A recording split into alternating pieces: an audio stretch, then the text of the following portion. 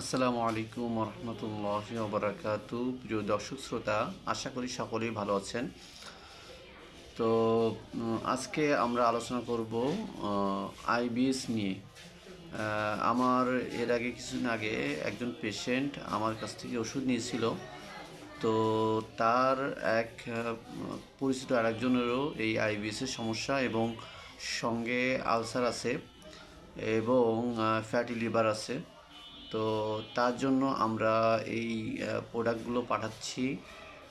এটা যাবে গোপালগঞ্জে এবং যিনি এই রোগ থেকে ভালো হয়েছেন তিনি আমাদেরকে বলছেন যে ভাই, আমি অনেক টাকার ওষুধ খেয়েছি, গোপালগঞ্জে বড় বড় যারা গ্যাস্ট্রো লিভার ডাক্তার তাদেরকে দেখানো হয়েছে, কিন্তু কোনো ধরনের ইমপ্রুভ হয় নাই।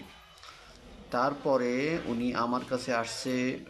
উনি এর আগে অ্যান্ডোস্কোপি করছে, বিভিন্ন ধরনের প্যাথোলজিক্যাল টেস্ট করছে, সবাই বলছে এটা ঠিক হয়ে যাবে, সময় লাগবে আর কি। তো আলহামদুলিল্লাহ উনি আমাদের কাছ থেকে প্রায় 2 মাস ওষুধ খেয়ে এখন আলহামদুলিল্লাহ 99% সুস্থ হয়েছেন।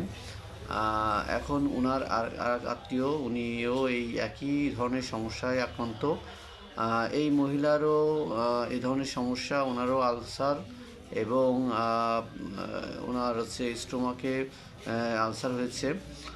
আর পাশাপাশি ওনার ফ্যাটি লিভার আছে এবং ওনার ঘুম কম হয়, দেহে জ্বালাপোড়া আছে এবং লিভারে অনেক বেশি বিলিরুবিন বেড়ে গেছে এবং যাকে আমরা বলি পিত্ত আধিক্য হয়েছে এবং তার অনেক ধরনের সমস্যা তৈরি হচ্ছে আর কি।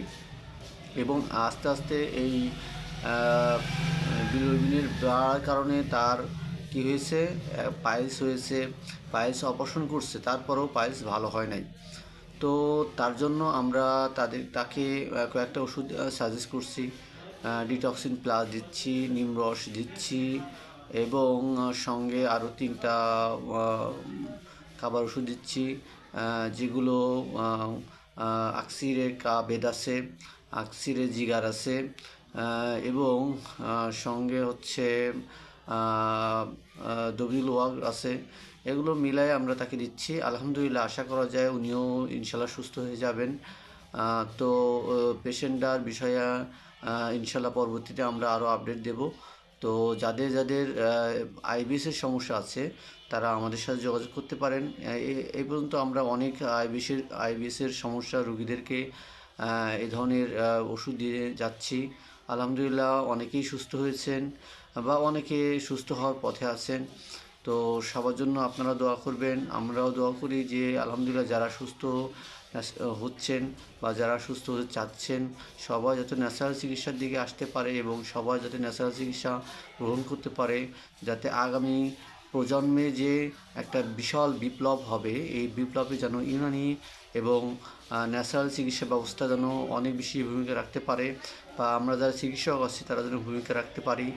যারা টেম্পারেচার ভিত্তিক চিকিৎসা করছেন তারা যেন আরও বেশি অগ্রসর হতে পারেন। এজন্য সবার কাছে দোয়া কামনা করছি। সবাই ভালো থাকবেন, সুস্থ থাকবেন। আসসালামু আলাইকুম রহমতুল্লাহ।